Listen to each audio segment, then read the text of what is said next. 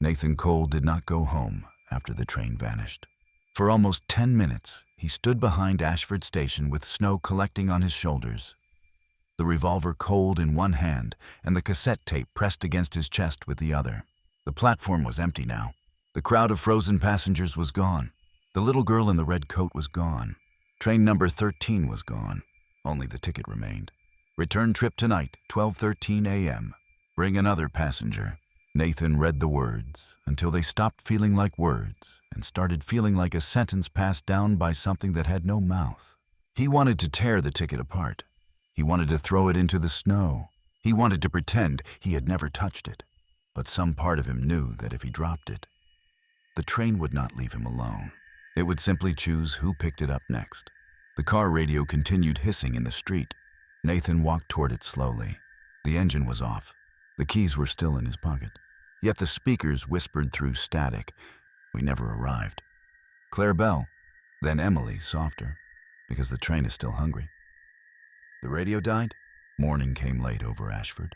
By then, Nathan was back at his father's house near the marsh, sitting at the kitchen table with the revolver, the ticket, the folded map, the note, and the cassette tape arranged in front of him, like evidence from someone else's nightmare. The house looked exactly as it always had. Old cabinets, yellow light, coffee stains in the wood, a clock that ticked too loudly. But Nathan could no longer believe in ordinary rooms. Not after seeing a train roll across ground where no rails existed. Not after shooting something wearing his father's face. Not after learning that he had once been passenger 238. He stared at the cassette. Emily had mouthed one word from the last window of the train. Cassette. So he played it. The tape began with static. Then came Graham Cole's voice. This time Nathan listened from the beginning. "This is Graham Cole. Emergency log entry. December 13th, 1998. Time approximately 12:46 a.m. A pause. Heavy breathing. If anyone finds this recording, do not reopen the Ashford Millhaven line. Do not attempt recovery on train 13. Do not follow any signal coming from mile 47. And if you hear a child crying from the track bed, leave immediately." Nathan leaned closer. The tape crackled. "I need to document what happened before they tell their version." The train left at 12:13. Weather poor. Visibility low. Passenger count officially 237. Graham's voice broke. Actual count was 238. Nathan closed his eyes. He knew the missing passenger now. Himself. The recording continued. A second voice appeared, distant but clear. "Tickets, please." "The conductor," Graham whispered. "There shouldn't be anyone here." The conductor answered. "Everyone belongs somewhere." Then came the station sounds. Crowd noise, children laughing, suitcases rolling, doors opening. People speaking in the nervous, ordinary way people speak before traveling somewhere they expect to reach. But beneath all of it was something else. A wet rhythm, breathing, listening, waiting. Graham spoke again, closer to the microphone now. "I'm standing on platform 2. Train 13 is still at the station, but that is impossible. I watched it depart 33 minutes ago. There are people inside. They are not the same people who boarded." A metallic groan cut across the tape. Glass shattered. A woman screamed. Someone shouted, "Don't open it!" Graham breathed hard into the microphone. "Oh God." The conductor's voice returned. "Do you hear it too, Mr. Cole?" Graham said nothing. The conductor asked again, "Do you hear it beneath the rails?" Then Graham whispered, "It isn't the train." The tape distorted. For several seconds, Nathan heard metal screaming, passengers shouting, and a deep sound that did not belong to any machine. It was not a roar. It was not a voice. It was hunger given shape. Graham returned faintly. "Nate, if you ever hear this, I am sorry. I thought I pulled you out in time." The cassette clicked. Nathan sat motionless. The kitchen was silent. Then the house phone rang. Nathan turned slowly. The phone on the kitchen wall had been disconnected for years. It rang again. He lifted the receiver. Static.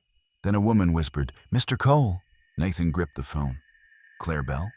A pause. "You opened the box? Where are you?" The woman breathed shakily. Still moving. Nathan looked at the ticket on the table. What does it want from me? Claire's answer came through a storm of static. Completion. Someone knocked at the front door. 3 slow knocks.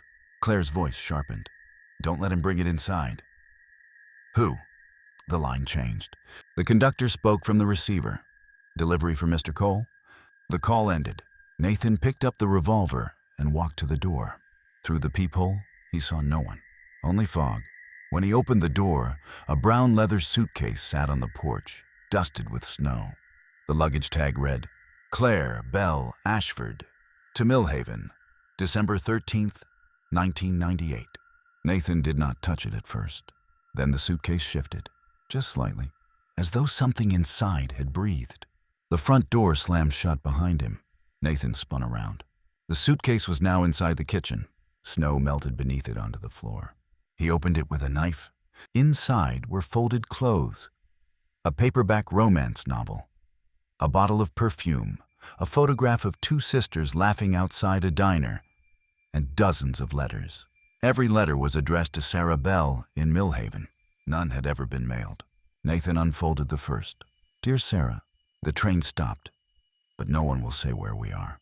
The conductor keeps walking up and down the aisle, telling us there has been a delay. He says we should remain seated. The strange thing is, I don't remember the train stopping. One moment we were leaving Ashford. The next, the windows were black. Not dark, black, like someone painted over the world. The date was December 14th, 1998. Nathan opened another. December 21st, 1998. Dear Sarah, a man in the next car disappeared last night. His wife woke up holding his coat. She kept saying his name, but after a while she stopped. Then she asked the conductor why there was an empty seat beside her. She had forgotten him. I wrote his name on my arm so I wouldn't forget. When I woke up, the ink was gone. Another, January 3rd, 1999. Dear Sarah, there are stations outside sometimes. No towns, just platforms in the dark. People stand there waiting, but they don't have faces. The conductor says we are not allowed to get off until our stop. A little girl in a red coat says there is no stop. Her name is Emily. She remembers everything. I think that is why the conductor hates her. Nathan opened more letters. March 18th, 1999. Dear Sarah, the dining car was full of people who were not on the train before. A soldier from 1944. A woman who said she boarded in 1912. A man who claimed he got on a freight line in 1871. All of them were going somewhere. None of them arrived. August 9th, 2001. Dear Sarah, I saw the thing beneath the train. I thought rails were below us. They are not rails. They are ribs. October 30th, 2007. Dear Sarah, some passengers have started sitting in silence all day. Their faces are fading, not aging, fading, like old photographs. The conductor calls it settling. Emily says it means the train is digesting them. The final envelope was blue. Nathan opened it. Inside was one sentence. If you are reading this, Nathan Cole, then the train remembers you. The kitchen light went out. Darkness filled the house. The suitcase latch snapped shut by itself. A child's voice spoke near the table. You shouldn't have opened that. The light returned. Emily Ward stood in the kitchen. Red coat, pale face, wet hair. She looked as if she had just stepped out of the snow, though there were no footprints behind her. Nathan stood slowly. Emily. She flinched. Don't say it too much, she whispered. Names are heavy there. Are you alive? Emily looked around the kitchen with the sad confusion of someone seeing a place that no longer belonged to her world. I don't know anymore. What does the train want from me? You were the extra passenger. My father took me off. He took your body off. Nathan felt the answer like ice through his ribs. What does that mean? Emily's voice dropped. Part of you stayed. The kitchen clock began ticking backward. 3:44, 3:43, 3:42. Nathan looked at the hands. Why are you here? Because Claire pushed her suitcase through during the turn. The turn? When the train gets close to the outside? It does that when it smells a missing thing. Me. Emily nodded. From somewhere across the marsh, a train horn sounded. Faint, distant, Hungry, Emily grabbed his sleeve. You have to go to Last Crossing before midnight. What is Last Crossing? The station that isn't on maps. Why? Because that's where the train decides whether to board you or replace you. Replace me with what? Emily looked toward the dark window, the part that stayed. Then she vanished, not like smoke, like a light being switched off. Nathan spent the afternoon studying his father's map. The Ashford-Millhaven line was drawn in faded ink with mile markers, sidings, bridges, maintenance roads, and the abandoned section locals called the Dead Line. But new markings had appeared on the paper, black lines, wet-looking and fresh, branching away from the old track bed into the marsh. At the end of one line, Graham had written, "Last crossing, do not follow signals past this point." Beneath it, in handwriting that was not Graham's, "All lost routes meet here." By 10:30 p.m., Nathan was walking into the marsh. He carried the revolver, the cassette, Claire's letters, Graham's note, the old photograph, and the ticket. Snow fell harder, turning the reeds white and softening the edges of the world. His flashlight beam disappeared after 10 feet. The marsh path was barely a path. Frozen mud cracked beneath his boots. Dead reeds scraped against his coat. Somewhere beneath the ice, black water moved sluggishly. Twice Nathan thought he saw Emily ahead of him, a red shape between the trees. Twice she vanished when he called out. The map changed as he walked. The black line lengthened, then curved, then doubled back. At 11:11 p.m., Nathan found the first sign, an old wooden post leaning in the snow. The letters were faded but readable. "Platform ahead, no return service." The fog thickened after that. The marsh grew silent. No wind, no distant road noise, no animal sound. Only Nathan's breathing and the faint crunch of snow under his boots. Then he saw lights, a row of yellow lamps floating in the fog. A platform emerged, then a roof, then walls. A train station stood in the middle of the marsh. It was old, older than Ashford Station, built from dark wood and rusted iron. The roof sagged. Frost covered the ticket windows. Benches lined the platform, each carved with initials and dates Nathan could not read. A sign hung above the entrance. Last Crossing. Inside, the station clock read 12:13. The air smelled of wet wool, smoke, and old tickets. Rows of benches filled the waiting room. No one sat on them. Behind the ticket counter hung a massive map, not of Maine, not of America. A map of rail lines connecting places that should not exist. The town you left. The call you missed. The room you locked. The name you forgot. The last goodbye. The place beneath the rails. Every route eventually curved toward a black circle at the bottom of the map. No label, only darkness. Nathan approached the counter. A bell sat beside the ticket window. Before he touched it, it rang once. A voice behind him said, "You found us." Nathan turned. The conductor stood in the doorway. Blue lantern, white gloves, dark uniform, face hidden beneath the cap. Nathan raised the revolver. The conductor sighed. "Mr. Cole, we have done this already." "What is this place?" "A transfer station. For passengers? For unfinished journeys." Nathan stepped back toward the map. "Where is the train?" The conductor checked a pocket watch. "Close. What happens when it arrives?" The conductor tilted his head. "That depends on you." Nathan kept the gun aimed at him. "You said everyone has a ticket." "Correct. And mine says return trip." "Also correct." The conductor raised his lantern. The ticket in Nathan's coat changed. "Nathan Cole, return trip. Ashford to Last Crossing connection required." Nathan read the last line. "What connection?" The conductor leaned close enough for Nathan to smell cold iron and rain. "Another passenger?" "No." The conductor's voice softened. "That is how return trips work." "I'm not bringing anyone." "You misunderstand." The floorboards creaked behind Nathan. A boy stood in the waiting room, 13 years old, dark hair, pale face, wearing Nathan's old winter coat from 1998. Nathan lowered the gun. The boy stared at him with Nathan's own eyes. Emily's warning returned, the part that stayed. The conductor said, "There you are." The boy looked frightened. "Nathan?" he whispered. Nathan could not answer. The boy's eyes filled with tears. "Dad said he was coming back. The waiting room lights flickered. For a moment, Nathan saw train number 13 through the windows, but not outside. Inside the room, its lit cars slid past the walls like reflections. Passengers watched from every window. The conductor spoke gently. Your father pulled one Nathan Cole from the train. But journeys are not bodies. Journeys are choices. Part of you remained aboard, waiting for arrival. The boy looked at Nathan. Did we make it home? Nathan felt something inside him break. No. The boy nodded as if he had expected that. Then he turned toward the platform. A horn sounded in the fog. The conductor smiled. Right on time. The station doors burst open. Cold air flooded the room. Outside, lights appeared in the marsh. Hundreds of them. Not train lights. Lanterns. People walked toward last crossing. The missing passengers of train number 13 emerged from the fog in winter coats and old suits, carrying luggage, children, newspapers, flowers, handbags, briefcases. Their eyes were completely black. Claire Bell walked at the front, suitcase in hand.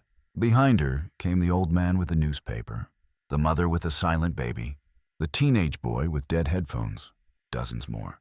Then hundreds. They filled the platform. They filled the tracks. They filled the marsh beyond the station, all staring at Nathan. The conductor whispered, They remember you. The younger Nathan backed away. What did you do? The boy asked. I don't know. Why are they looking at us? The conductor answered, Because you left with something that belonged to them. Nathan turned on him. What? Possibility. The conductor walked toward the platform. When a train vanishes with every passenger aboard, the story closes. Grief begins. Names become memorials. The route becomes legend. But when one passenger escapes, the journey remains unfinished. Everyone aboard continues moving, because one seat remains unresolved. Nathan felt the ticket burning against his chest. Mine. Yours. Claire Bell stepped onto the platform, her black eyes fixed on Nathan. Then slowly she blinked. For 1 second, her eyes were human. Run, she mouthed. The conductor's lantern flared blue. Claire's eyes turned black again. The crowd surged forward. Nathan grabbed the boy's wrist and ran. They burst through a side door into a baggage corridor, lined with trunks and suitcases. Tags fluttered from every handle, though there was no wind. The names blurred as Nathan passed. Some belonged to passengers of train number 13. Some were older, much older. The conductor's voice followed through the station speakers. All passengers for the midnight connection. Please proceed to boarding. And Nathan dragged the boy through the corridor. Who are you? The boy gasped. You. No. Yes. You're too old. I know. They crashed through another door and found themselves back on the platform. The train had arrived. Passenger 13 waited in the fog. Doors open, windows glowing yellow. Inside, every seat was filled. Every face turned toward them. Emily stood beside the last car, red coat bright against the snow. This way, she shouted. Nathan and the boy ran toward her. Behind them, the black-eyed passengers flooded out of the station. Emily pointed to the final car. Don't board the first door. It counts you if you do. What? The train has to be entered through a memory it can't finish. She looked at the boy. Him. The boy stepped back. No. Nathan crouched in front of him. Listen to me. I know you're scared. You left me there? Nathan had no defense. The boy's voice trembled. You grew up. I stayed 13. Nathan looked at the train, at the passengers, at Emily fading in the snow. I didn't know. That doesn't help. No, Nathan said. It doesn't. The horn blasted. The passengers were closer. Emily shouted, Choose now! The boy looked at Nathan. Are we dead? Nathan swallowed. Not yet. The boy held out his hand. Nathan took it. Together, they stepped through the last door. The train swallowed them. The doors closed. Last crossing slid away into fog. The black-eyed passengers on the platform stood still as the train departed. Then one by one, they lifted their hands and waved. Not goodbye. Warning,